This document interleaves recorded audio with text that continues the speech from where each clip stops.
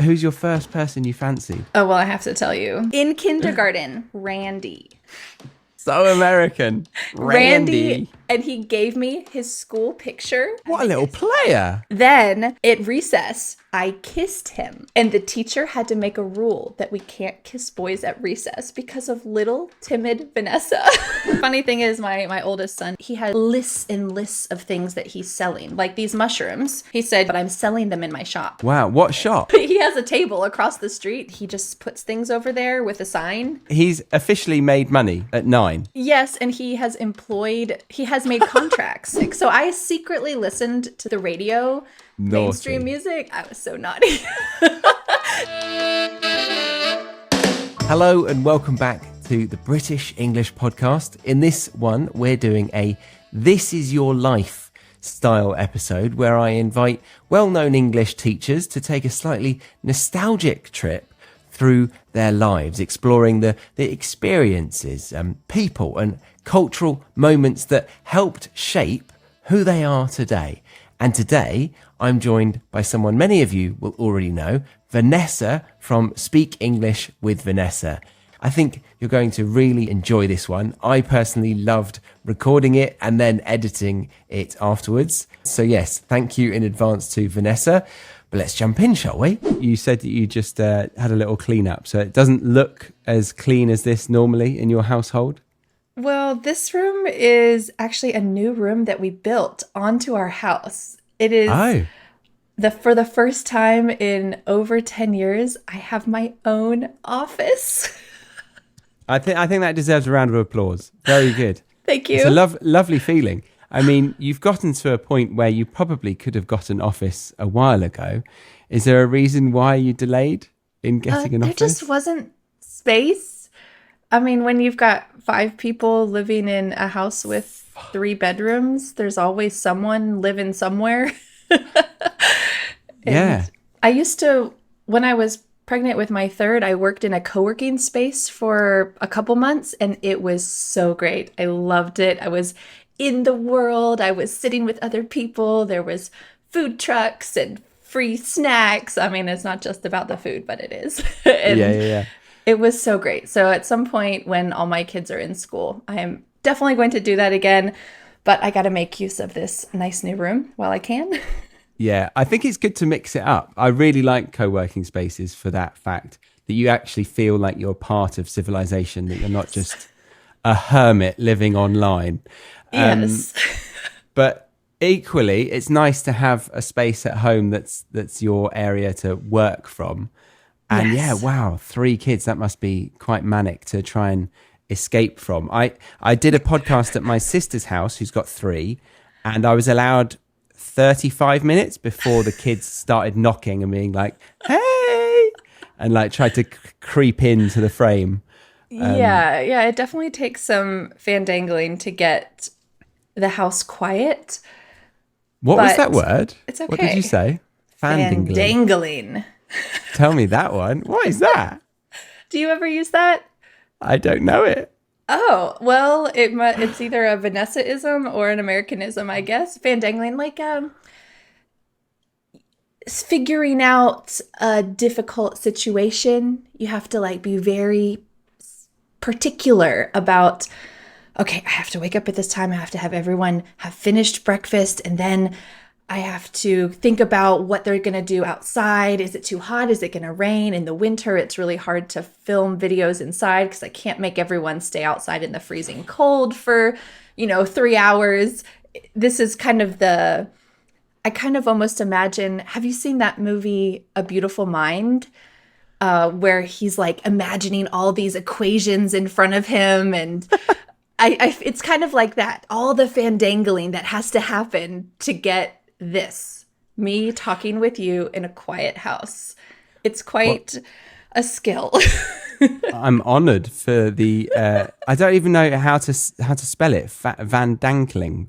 Fan, F-A-N, and then dangle, like a dangly earring. D-A-N-G-L-I-N-G. Fan, okay. dangle. It's in the dictionary. You're not crazy. All right, I didn't make it up. Okay. Fandangling. Yes. What's the definition the dictionary says? Was it anything like what I said? As a verb, while less formal, users note to fandangle often means to get something done through a bit of careful tinkering, organizing, or unconventional maneuvering. Yeah. That's it. Okay. Nice. But I am Do you? always grateful for an excuse to, I don't know, it feels kind of like doing something for me. Like I get to have this conversation with you or filming lessons or whatever it might be. And yeah, it Yeah. feels Yeah. nice. Well, I mean, this episode, this structure that we've got, Vanessa, I'm calling it "This Is Your Life."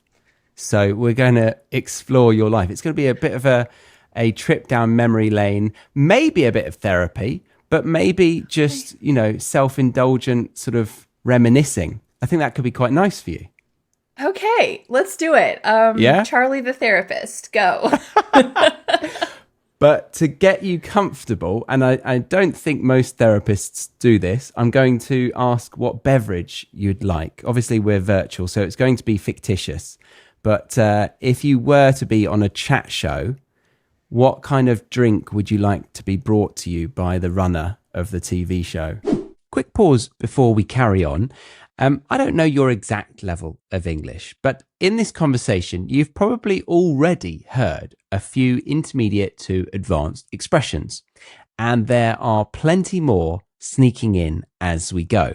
Now, I could stop and explain each one, but that would absolutely kill the flow of the conversation, and we don't want that, right?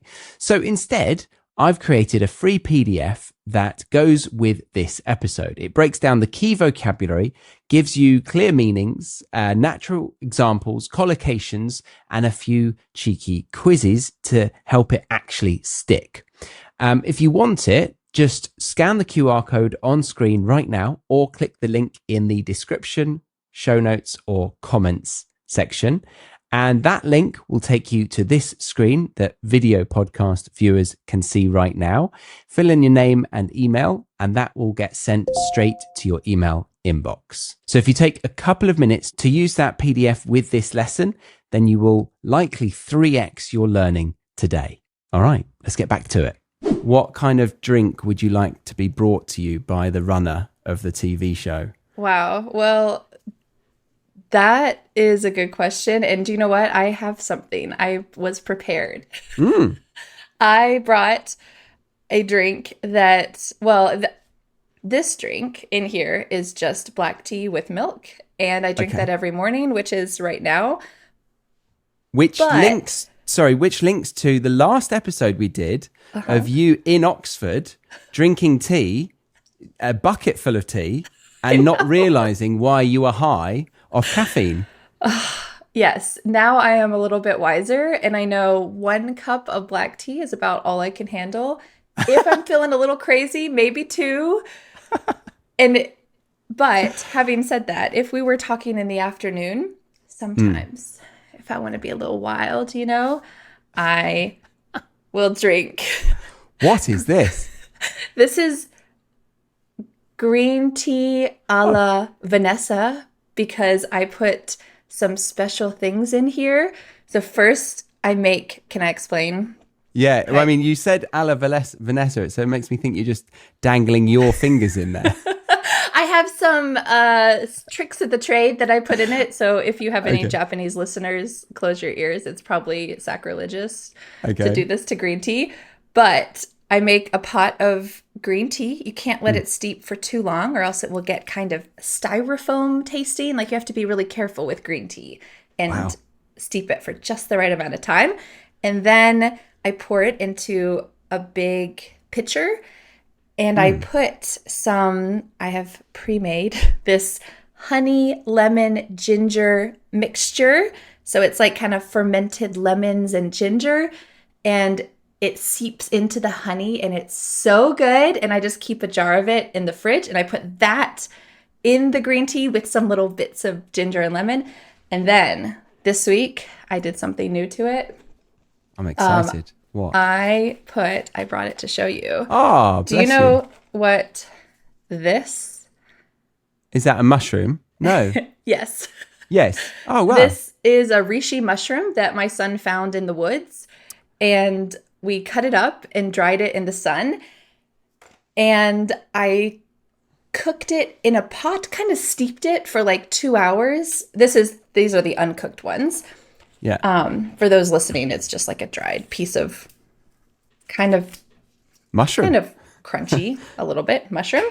Yeah. And I put it in an ice cube tray and froze it, and then put a couple of those reishi ice cubes in the green tea. It tastes so good. It's like And a little bit bitter, a little bit sweet, a little bit lemony. Right. And Yeah. if I were on your real show live, I would not Yeah. be able to ask for that probably, but that's what I like to drink in the afternoon. Yeah, you would have sent an email.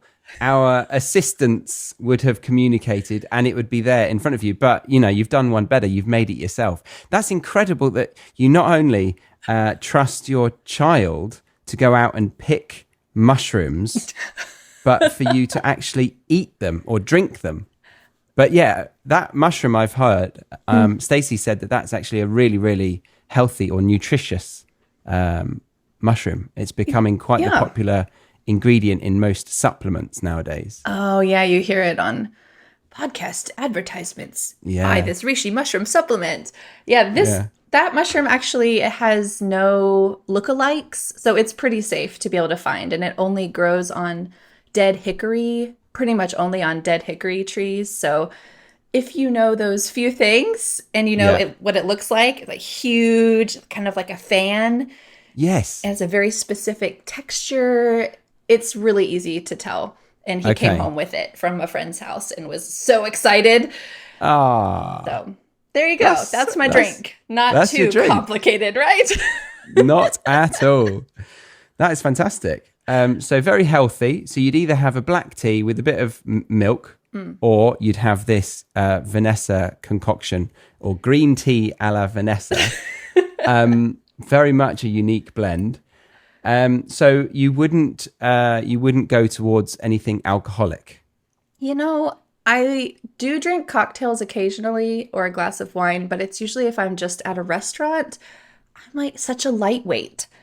If I have anything, especially something happened when I had kids, I think my body chemistry literally changed. And if I have alcohol, it just hits me so hard that if I go to a restaurant and have a cocktail, whatever, it's fine. But at home, it's just not as enjoyable, I guess. Okay.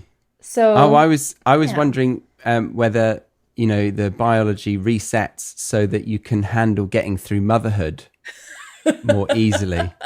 It's the caffeine. Caffeine will help. The caffeine will help. Good. Yeah.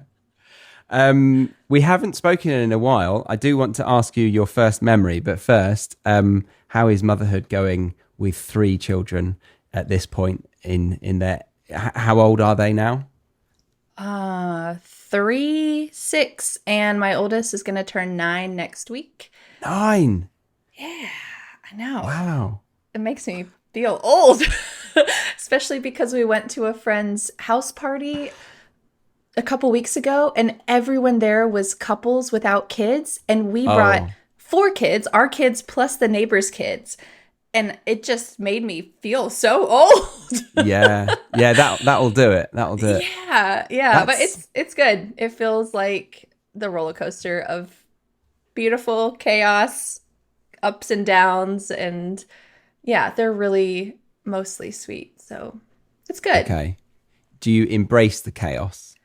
I try to. I don't know if it's my natural state, but I think that the thing that kids help me with is like, I'm so busy, go do this, and then I got this project, and then I'm making this like reishi mushroom thing over here, and then I'm making my courses over here, and then I got scheduling with Charlie over here. I got all this stuff, but to just, I don't know, go out into the yard and like look for bugs with my kids, it kind of brings me down a little bit, and you have to be in the moment, and I have to like practice being in the moment. And I try to like consciously do that. Thanks for the therapy, Charlie. Very welcome. But Very yeah, I welcome. think that's helpful for me. So I try to embrace that side of it instead of being like all the things I need to do. Just like Yeah. it's good for me to not think about those things and just be Yeah. present. That's nice. That's really nice. And at the end of the day, I mean, some people could argue this, but the whole point of all of the things that you're doing is to be able to have those moments of being present with the child, right? Yeah. I mean, I feel Kind so of. grateful for this job. It's the whole reason that I'm able to spend so much time with the kids and my husband too. He can have pretty much the job he wants, which is he's a school teacher at my kids' school. So he has the same vacations. He can be with them at the school. We both get to spend a lot of time with the kids because of my job. So I feel Yeah. exceedingly grateful that, Yeah. yeah, that this has worked out. It's brilliant. Brilliant. I thought maybe you both worked on your business because I think he's involved in it quite a bit, isn't he? He used to be, and it didn't quite work out. Oh, We yeah. needed some space from each other. If you're looking for a new way to learn English, something that you've never quite experienced before, then I highly recommend checking out my academy. My approach is quite simple, but a real game changer. If you've ever had one-to-one conversation classes and then after a few months thought, am I actually getting better or am I just getting more comfortable and have built up a bit more rapport with this one native teacher?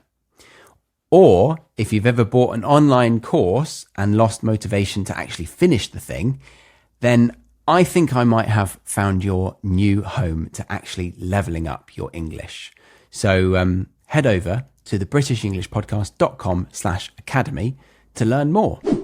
He used to be, and it didn't quite work out. Oh, We yeah. needed some space from each other. And I think, too, he is the kind of person, I think a lot of us are, where you kind of need to feel ownership over something.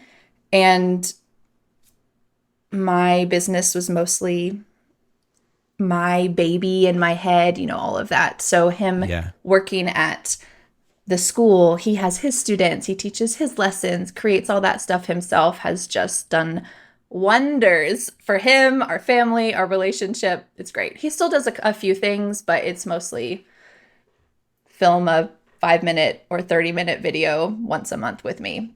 Yeah. So pretty simple. Yeah. I think it's quite nice to have that element in the relationship of doing like a camera facing or podcast kind of thing every once in a while. I forget to do it with Stacey, but we actually end up having a very interesting conversation because we're actually trying. Like normally it's just like around dinner, like, how's your day? Yeah, I'm bored of that. Should we just watch telly? I got a tip for you, Charlie. Yeah. This is what we use all the time. Whenever we go on a date, whenever we have it's mostly dates. Like if we have time to ourselves and we really want to, you kind of feel a little more pressure. Like we got to have like a good conversation, right? Not just how was your day kind of stuff. Yeah. We have so many of these, all different companies. I've thought like ESL maybe has a market for this as well. Little conversation cards. So many different companies sell these. There's couples packs, there's family packs, there's friends, there's all sorts of topics. And we have, every time I see them at like the secondhand store for like $1, they're always around. I feel like I always grab them. People give them to us. And whenever we go on a date, even if I go out with my friends, my friends make fun of me because they're like, Vanessa, did you bring questions? And I'm like, of course I did. And they're so great. Even if it's something simple like, what's the first book you remember loving as a kid? Or some of them are really deep and it just can bring up so much. And we've had amazing conversations because of conversation cards. I mean, we've been together for like 20 years or something. And like, we've talked about everything, right? But stuff still comes up that we haven't talked about. So I highly recommend just whatever kind of conversation cards, look for them and use that. It's so fun. Very nice. I really like that one as well. First book. That's a good one. It's a good question. But yeah, well, let's do it. Let's do the first memory. What is your first memory, Vanessa? We were talking about that, weren't we? My first memory. So I think this is really niche. Okay. Have you ever heard of Mystery Science Theater 3000? I can confidently say no. Okay. Well, if you were to go on Netflix, you would probably find a new version of it. And it's basically, the concept is it's a sci-fi humor type thing. B movies. So like C movies, like really bad movies that are horribly produced, terrible plot lines, awful scripts, all of this. This guy and these two robots watch those movies and make hilarious commentary on them. And it's still a huge thing. It's kind of a cult classic now. If you say MST3K and someone says, I love that, you are instant friends. So this was a big thing in the 90s, like 90, 91, and 92 is when they came out. And my dad watched every single one. He recorded them all on a VHS. Yeah.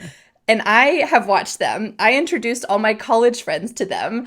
And it's a thing. And so part of this show is them going from their studio to the movie theater. This is all a set. It's all part of like the show.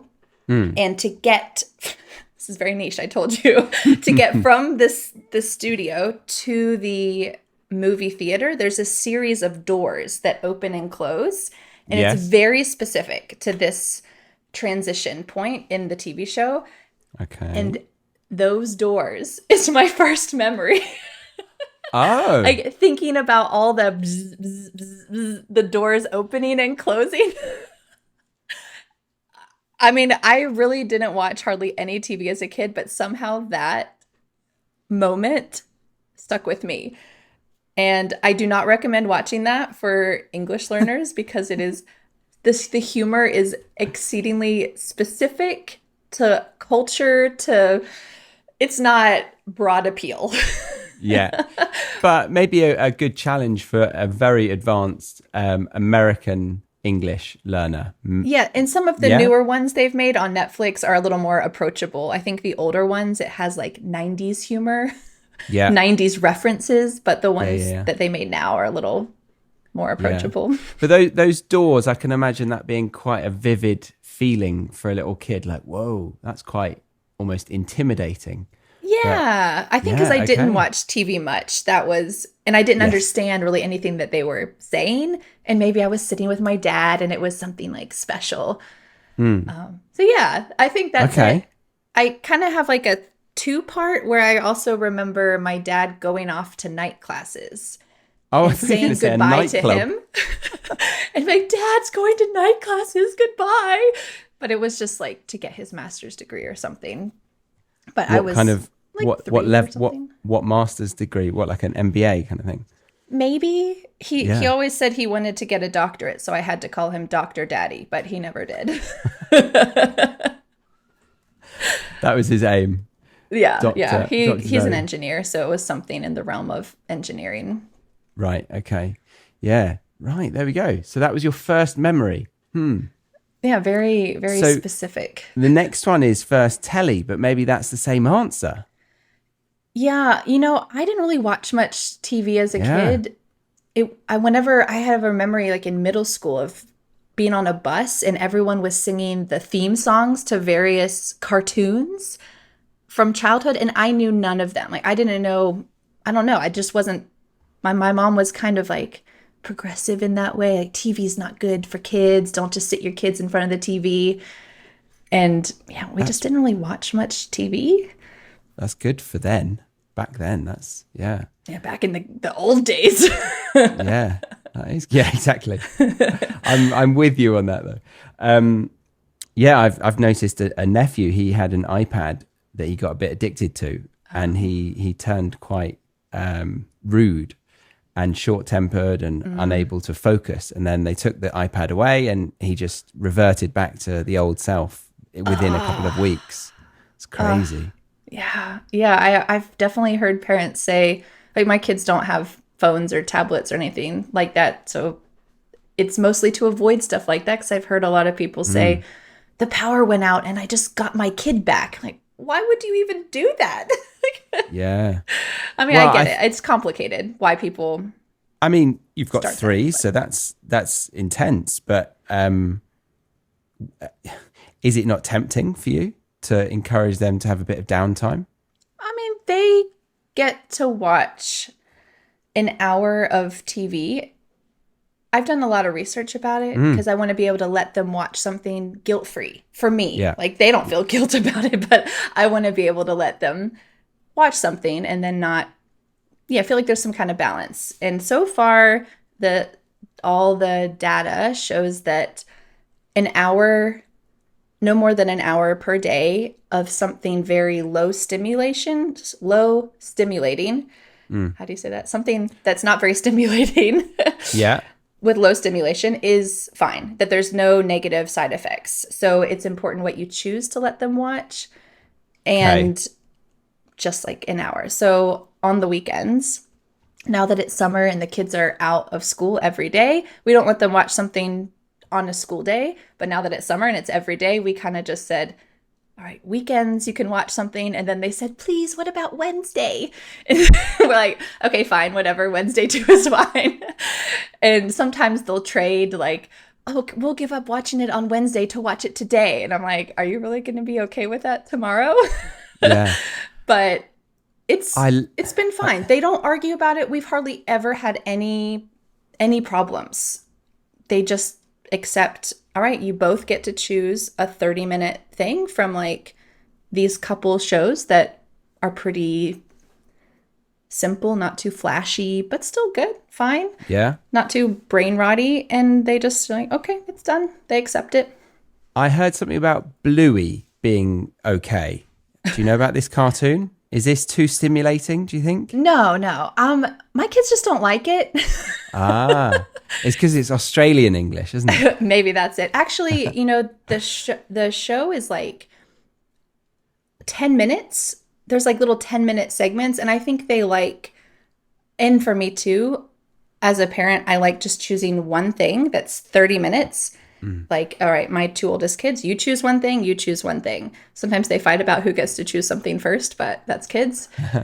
And if something's like less time than that, it kind of becomes a little bit more of a battle. Like, oh, we get 10 minutes. Okay, what about some more time? And what about this thing? And just keep it simple. Yeah. You choose your 30 minutes of watching trucks build a construction site, fine. And you like, that's fine. Keep it simple for me. I just want to keep the battle out of it. I know it will get more complicated, I'm sure, as time goes on. I didn't think I'd have a follow-up question, but you do raise it. You've made me think of one. Are they watching just a time lapse of a construction site? They used to. Trains was a fun one because people just film cool trains like around the US. This is the train that goes by this beautiful scenery in California. My kid would just sit on the couch with me and we'd wave, hi train, hi people. It's so simple and fun, but they watch actual shows too. Yeah. That sounds lovely though, that you've managed to have a very constrained amount of time, or you've got structure around the low stimulation. It's hard to put that into a sentence. The less stimulating program. I can imagine it's hard for a lot of parents who might not have started off like that, and it's a chaotic world. Yeah. But I do like the idea of that. Yeah, that's nice. I mean, you definitely have to put in a ton of effort to do other things. So this summer, for example, like on the no TV days, that slot in the middle of the day, right after lunch, when they're thinking, oh, this is the time when we get to watch TV, we try to put in some effort. Like, okay, we're going to play a board game or do something because it's just way too hot to be sitting outside or playing outside. You have to do something. And I know for a lot of parents, that's not in the cards. Yeah. Good expression. Very good expression, yeah. That sounds so cute that you get to do a little board game in the middle of the day. Yeah. Have you ever dared to go to Monopoly? Or is that a We bit play some advanced? pretty hardcore board games. Like Yeah. especially my oldest, he is great at board games. We played Settlers of Catan, Carcassonne, Ticket to Ride. There's junior versions of almost every board game, so you can start with that, and then sometimes the adult version is not too different from the junior version. It's fun. The hardest thing is the 3-year-old because she can't do any of it. So we have to kind of divide and conquer. One person plays the board game while the other one manages the 3-year-old. It's a good word for that. Manages. Yeah. Lots of managing. Yeah. Nice. Okay. All right. Well, I need to stay focused on our This Is Your Life list. Okay. Vanessa, what was your first school dinner? You know, that question is the most British question I could think of. Is it? Dinner. Okay, so what time of day do you eat dinner? You've got me thinking there. School dinner. That does feel normal to say. School lunch, school dinner. Oh my God, that's really weird. Because I disagree with the northern usage in the UK of dinner being lunch. They sometimes say that. Oh, okay. In the south, dinner is, 7 p.m. onwards or 6 p.m. onwards. And it's not your middle of the day lunch, meal, sorry. But yeah, so it's interchangeable in that collocation. School dinner, school lunch. Okay, so we definitely mean the middle of the day meal. Okay, but you have a specific term for school. You would say school dinner, even though if it was the weekend, you would say I'm eating lunch at that midday time. I see what you're trying to do, Vanessa. You're trying to make British English look foolish, and you've done well. You've done very well. Hey, you've done it to yourself. It's fine. Yeah. I think I am saying exactly that. Yes. So Okay. there's a school dinner which is lunch, but at the weekend you'd never call lunch dinner Okay. unless you're from up north. Okay. Or maybe you just have more capacity for complicated language. Well, my first school dinner, you know what? At my school, I never ate the school provided lunch because my parents wanted to save money. You had to pay, I don't know if it was like $2 or $3 every day for the lunch, and it wasn't very healthy. I was going to say, if your mum's not letting you watch TV, she's probably sending you with the right stuff to eat. Yes. So the standard lunch, peanut butter and jelly sandwich, an apple, maybe some like pretzels, something like that. If it was my birthday, I got to go to the grocery store and choose. Do they have this in the UK? Like Lunchables is the brand. It's like Yes. a pre-packaged, unhealthy. It's like so $4, $5 for one little crackers and ham, but it's packaged so cutely, and that was my birthday lunch at school. If I got to choose one, I would dream, Mom, please get me Lunchables. Yeah, that's my birthday treat still, actually. No, it's a very processed thing, isn't it? Yes. Lunchables. Like the ham looks like it's plastic, and the crackers are probably fine, but the cheese is quite rubbery as well, I think. Yeah, and you could buy Isn't it? all of those parts together and make 10 lunches. Yeah, you could, and much more healthy. Anyway, so peanut and jelly sandwiches, a very American thing, you know? Yes, peanut butter and jelly, PB&J. PB&J. I did learn about this when I was over there, but I don't think I ever had one, or if I did, my mouth just got very confused. Wow. Are you?